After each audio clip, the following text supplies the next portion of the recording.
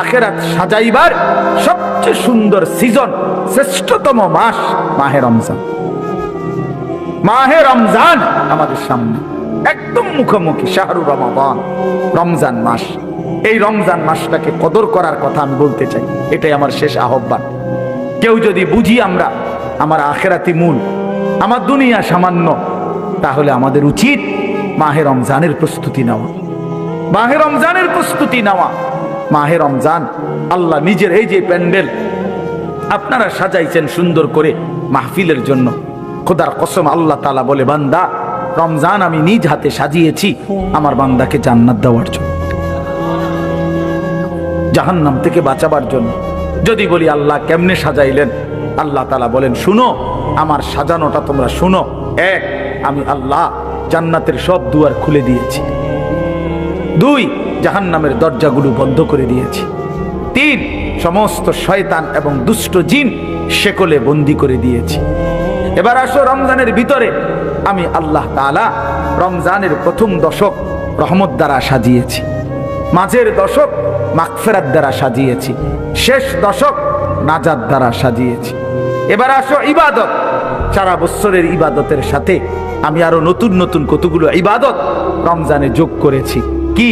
এক মাসের পূর্ণ রোজা, এক মাসের পূর্ণ 20 রাকাত তারাবি, এক মাসের জন্য ইফতার, এক মাসের জন্য সাহারি। এই চারোটাই ইবাদত। ইফতারও ইবাদত, সাহারিও ইবাদত। সাহারি বুঝুন তো না, রাত্রির খাবার।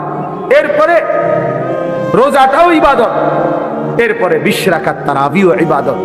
আল্লাহ বলেন এরপরে শেষ দশক, শেষের 10 দিন এতেকাফ, মসজিদের এতেকাফ আমি এর দ্বারা সাজিয়েছি। শেষ দশকের বেজর রাত্রিগুলো আমি আল্লাহ তাআলা সবে কদরের দ্বারা সাজিয়েছি। সুবহানাল্লাহ।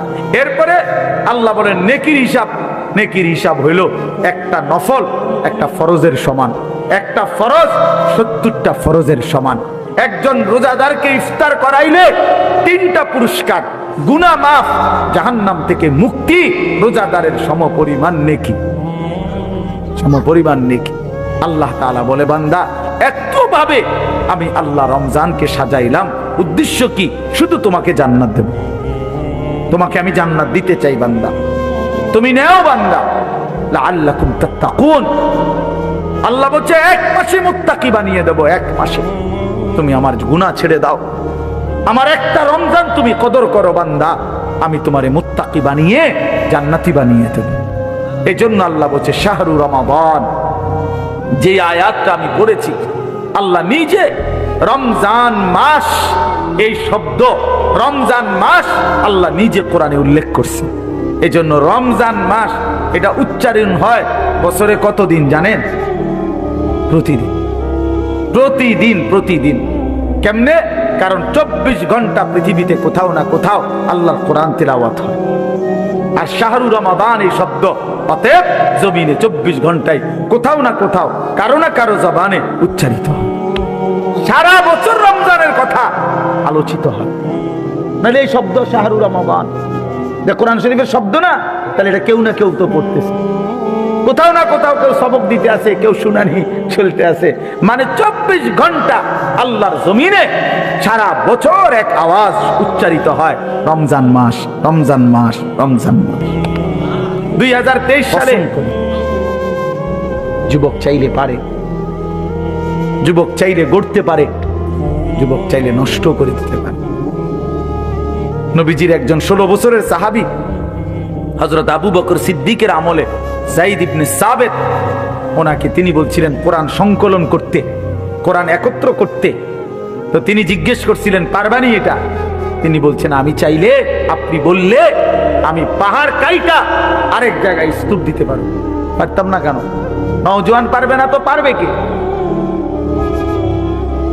এই জন্য প্রিয় নওজোয়ান, তোমাদেরকে বলি ভাইয়া, যারা এই মাহফিল সাজাইছো ভাই, তোমাদের কাছেও যুবক ভাই অনুরোধ, ফিকির করা দরকার।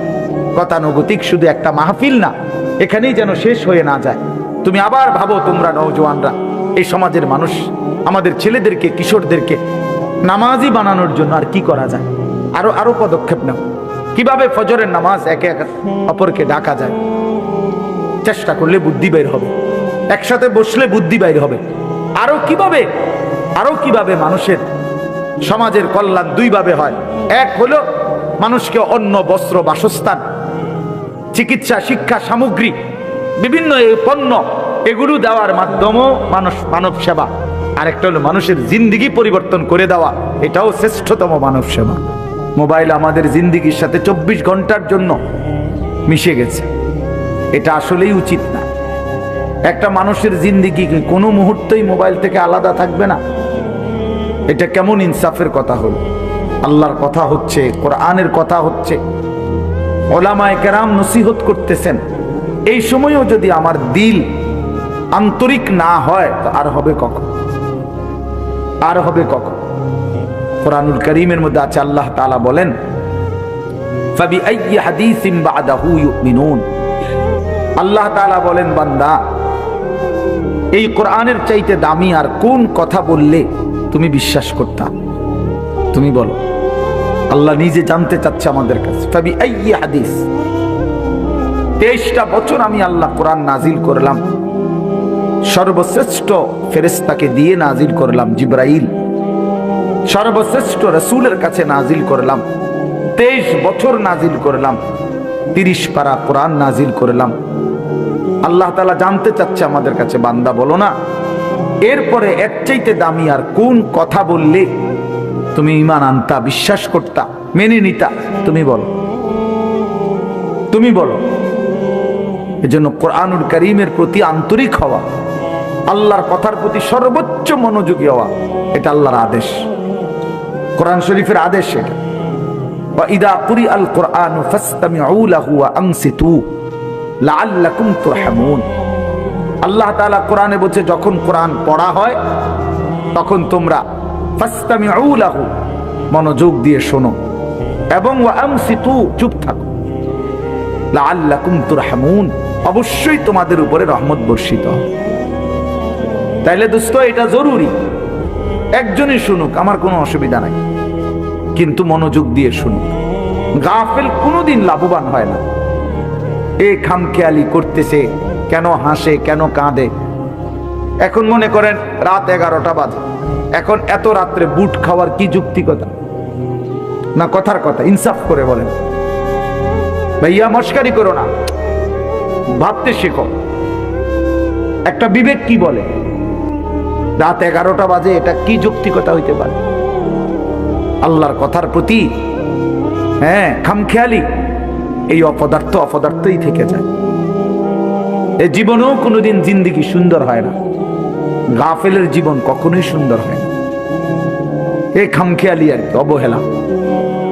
কোরআন শরীফে আছে, আল্লাহ তাআলা স্পষ্ট বলছেন, যত লোক জাহান্নামী হবে, সমস্ত জাহান্নামী ব্যক্তির একত্রিত পরিচয়, আল্লাহ বলছেন, উলাইকা হুমুল গাফিলুন, এরা মূলত গাফেল। এজন্য ভাইয়া বুট বাদামও খাইও না। আমার কত হলো, অল্প সময় দিল দিয়ে, আন্তরিকতা নিয়ে, নিজের ভালো, নিজের কল্যাণের জন্য আল্লাহর কথা শুনলে বরকত হবে। আল্লাহর কথা শুনলে বরকত হবে। লাআল্লাকুম তুরহামুন, আল্লাহ বলছে, মনোযোগ দিলে, চুপ থাকলে আমি আল্লাহ তোমাদের উপরে রহমত বর্ষণ করব। এই জন্য আমরা আন্তরিক হওয়া চাই আল্লাহর কথার প্রতি। কোরআনুল কারীমের মধ্যে আছে, তাকশাইরু মিনহু জুলুদুল্লাযীনা ইয়াখশাউনা রাব্বাহুম। আল্লাহ পাক নিজে বলছে, কোরআনুল কারীমের বৈশিষ্ট্য, কোরআন যখন মুমিন শুনবে, তো যাদের কলিজার ভিতরে আল্লাহর ভয় আছে, তাদের শরীরের চামড়া পশম সহ দাঁড়িয়ে যাবে, শিহরে উঠবে শরীর, সারা দেহের চামড়া নড়ে উঠবে। আল্লাহর কোরআনের বৈশিষ্ট্য এটা। হাদিসের মধ্যে আছে, আল্লাহ নবী সাল্লাল্লাহু আলাইহি সাল্লাম, হযরত আব্দুল্লাহ ইবনে মাসউদ বলছেন, আমি নবীজির সামনে কোরআন পড়ে শুনাইলাম। নবীজিকে শুনাইছেন উনি। তিনি বলেন, আমি 40 আয়াত একটানা নবীজির সামনে তেলাওয়াত করলাম, মাথা নিচের দিকে নামাইয়া। 40 আয়াত পড়ার পর নবীজি আমাকে বললেন, হাসবুকাল আন, এখন থামো। এই লাল শার্ট, এই যে খুঁটির মধ্যে হেলান দিয়ে আছো, তুমি সরো এখান থেকে, ফালতু কোথাকার বেটা, ফাইজলামি করো কেন এখানে? তোমারে তো বাধ্য করে নাই কেউ। ফাইজলামি না থামলে বাইরে যাও। মস্কারি করে অনেকে আছে এমন গাদ্দার যে হুজুর আমি কোনোদিন কারো কথা শুনি না, আপনি বললে হবে কি কথা